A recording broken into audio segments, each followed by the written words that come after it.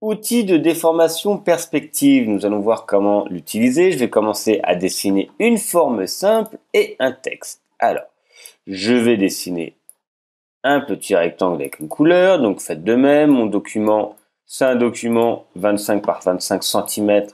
Après, peu importe la taille qu'il fait. Inclinaison, voilà. Alors, cet outil se trouve en fait dans la palette des outils. Par défaut, ça va être l'outil de déformation de la marionnette qu'on verra dans une prochaine vidéo. C'est la petite punaise, mais nous, c'est pas celui-là qui nous intéresse. On veut outil de transformation manuelle. Donc, je clique longtemps sur la punaise pour faire apparaître outil transformation manuelle. Je clique dessus et j'ai une petite fenêtre qui apparaît avec 4 petits. J'ai contrainte, savoir si on veut que ça soit proportionnel ou pas. On coche ou on décoche. On a transformation manuelle qu'on va voir, qui est plutôt une transformation à main levée, une distorsion en perspective et une distorsion manuelle. Donc je prends le premier, transformation manuelle.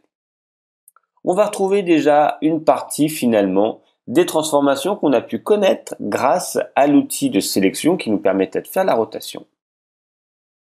On va pouvoir modifier en largeur-hauteur, en largeur et en hauteur.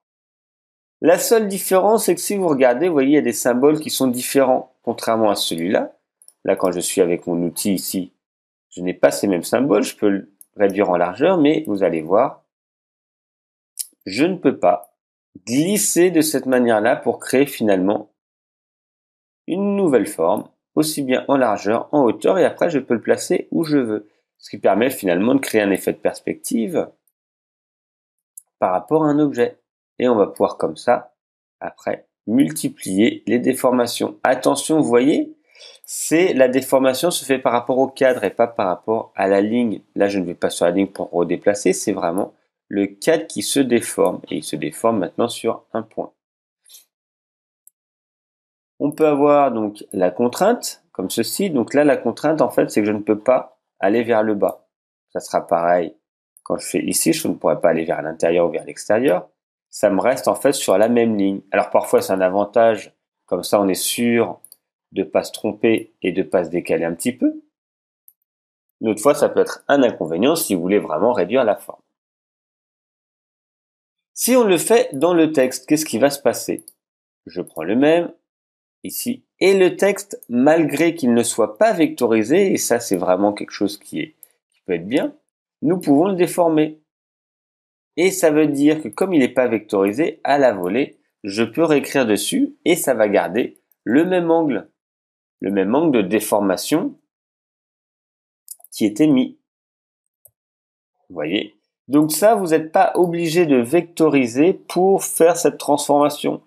Alors attention, après, pour revenir sur quelque chose de normal, c'est compliqué, pour revenir sur la bonne forme, mais si vous savez ce que vous voulez, vous pouvez à ce moment-là, grâce à cet outil, le faire sur du texte non vectorisé et continuer à écrire et cette transformation sera appliquée sur le texte.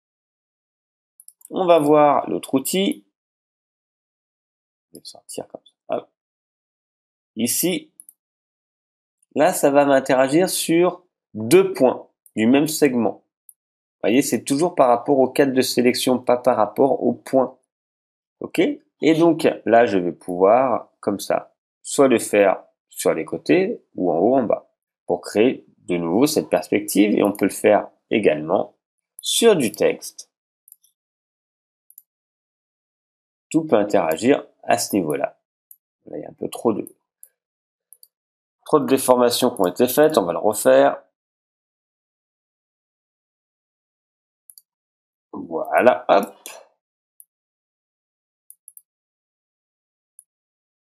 Et vous voyez, ici, sur le texte, là, par contre, ça ne l'attribue pas. Donc, toutes les options ne sont pas possibles. Là, il faudra le vectoriser pour celui-là. Si je le vectorise, je vais à ce moment-là pouvoir le déformer. Donc, pour certains, il faudra vectoriser, pour d'autres, il ne faudra pas le vectoriser. Ça, c'est des inconvénients. Tout n'est pas bien paramétré à ce niveau-là.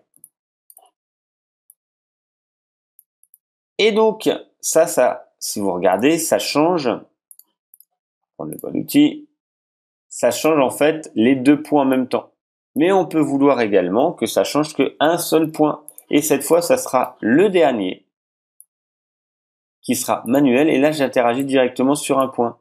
Un peu comme si j'avais pris l'outil flèche blanche, ça revient quasiment au même. Et donc là, vous pouvez juste prendre un point et le modifier. La contrainte, vous voyez, ça permet de rester sur un des axes pour pas trop déformer ou pour pas descendre. Ça, la contrainte, elle interagit suivant ce que vous avez à faire. Et là, sur le texte, qu'est-ce que ça donne? Vous voyez, ça donne la même chose, il va falloir le vectoriser. Si on le vectorise, le texte, à ce moment-là, on peut faire cette transformation, ce qui permet de créer des effets de perspective et de profondeur. Donc ça, c'est avec l'outil de transformation manuelle qui partage son espace avec la petite punaise. Vous sélectionnez la forme et vous la déplacez suivant ce que vous voulez, la perspective, la transformation manuelle ou autre. Voilà pour cet outil.